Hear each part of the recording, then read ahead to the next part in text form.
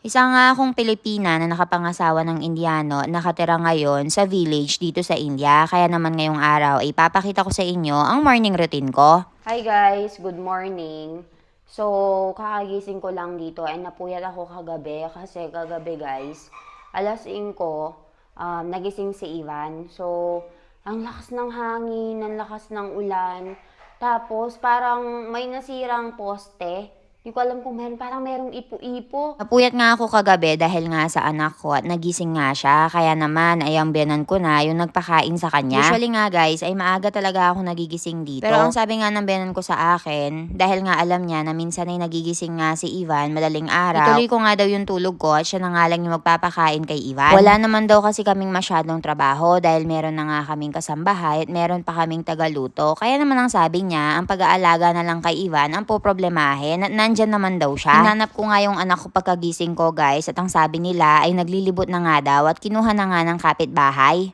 So, kinuha na naman si Ivan ng kapitbahay namin, guys. So, yung binibigay lang namin si Ivan sa mga pagkakatiwalaan namin.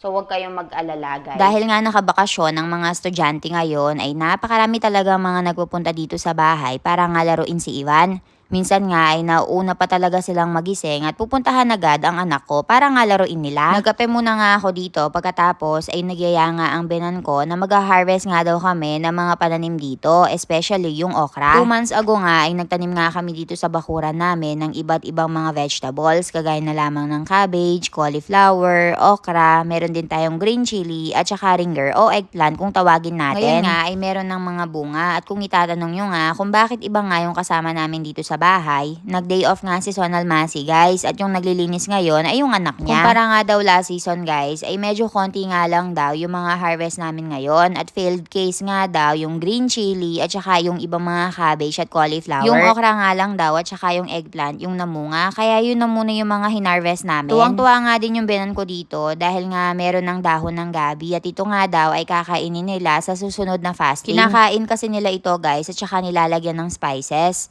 Na makapag-harvest na nga kami guys, ay pumasok na nga ako sa loob para nga makapaglinis-linis na. Dumating na nga din yung anak ko. Pinakain ko na nga siya ulit pagkatapos ay pinatulog na. Dahil nga halos ng trabaho dito ay natapos na nga ng kasama namin dito sa bahay, ay kokonti na nga lang yung natira sa akin. Ako na nga lang yung naglagay ng mga hinugasan niyang plato, naglinis-linis na nga lang ako, nagpunas-punas ng mga salamin, pagkatapos ay nagtrabaho na. Kayo ba guys, paano nyo inuumpisahan yung trabaho nyo sa araw-araw? Ano-ano yung pinakagusto nyong ginagawa at ano yung pinaka-hate na hate nyo talaga?